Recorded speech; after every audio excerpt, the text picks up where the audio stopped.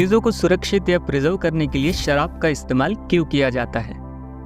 मैंने प्रयोगशाला संग्रहालय का दौरा किया है, कांच के जार में तैरते हुए प्राचीन आंखों के नमूनों को भी देखा है।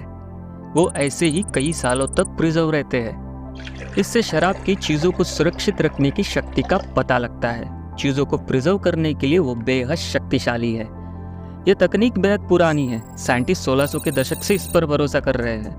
अमेरिकी प्राकृतिक संग्रहालय के अनुसार अगर सही तरीके से किया जाए तो सैकड़ों वर्षों तक नमूना बनाए रख सकते हैं।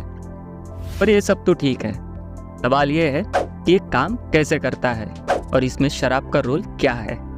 तो चलिए जानते हैं। नमस्कार, मेरा नाम है निक और ये है यूनो नॉलेज। इंडियाना यूनिवर्सिटी के ब्लूमिंगटन में रसायन शास्त्र के प्रोफेसर बिल कोरेल कहते हैं, शराब सूक्ष्म जीवों के लिए जहरीली है। जो सूक्ष्म जीव क्षय रोग का कारण बनते हैं, ये उसे मारती है।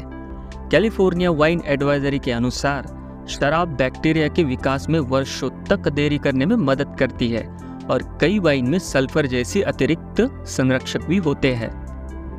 सियाटल के बर्फ संग्रहालय में मछली संग्रहालय के मैनेजर कैथरीन कहती है कि अन्य कार्बनीय पदार्थ जैसे डीएनए या पूरे जानवरों को संरक्षित करने के लिए एक हाई क्वालिटी अल्कोहल की बराबर मात्रा होनी आवश्यक है। आमतौर पर लंबी अवधि के प्रिजर्वेशन के लिए अल्कोहल विशेष रूप से इथेनॉल पर निर्भर करता है कि उसमें कितनी मात्रा में इथेनॉल है। उदाहरण के तौर पर अगर एक मछली का विश्लेषण करना है तो उसके नमूने को प्रिजर्व करने के लिए सबसे पहले उसे फॉर्मेलिन के साथ इंजेक्ट करना पड़ेगा। फिर उसी मछली को 70% अल्कोहल और 30% पानी में मिलाकर उसे प्रिजर्व करते हैं। 70% अल्कोहल बैक्टीरिया के विकास को रोकने के लिए पर्याप्त शराब है। 70% अल्कोहल में 95% इथेनॉल होता है। ये 95% इथेनॉल एक डिहाइड्रेट के रूप में काम करता है। इसका मतलब कि ये सेल्स, अतड़ियाँ या पूरे नमूने के शरीर से पानी को हटा देती है।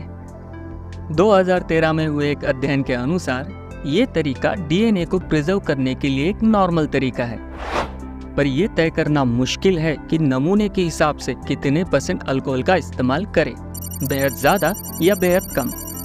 पर इसकी मात्रा थोड़ी कम ज़्यादा होने से नमूने का जो लचीलापन है उस पर प्रभाव पड़ सकता है या फिर उसकी संरक्षित करने की क्षमता कम कर सकता है।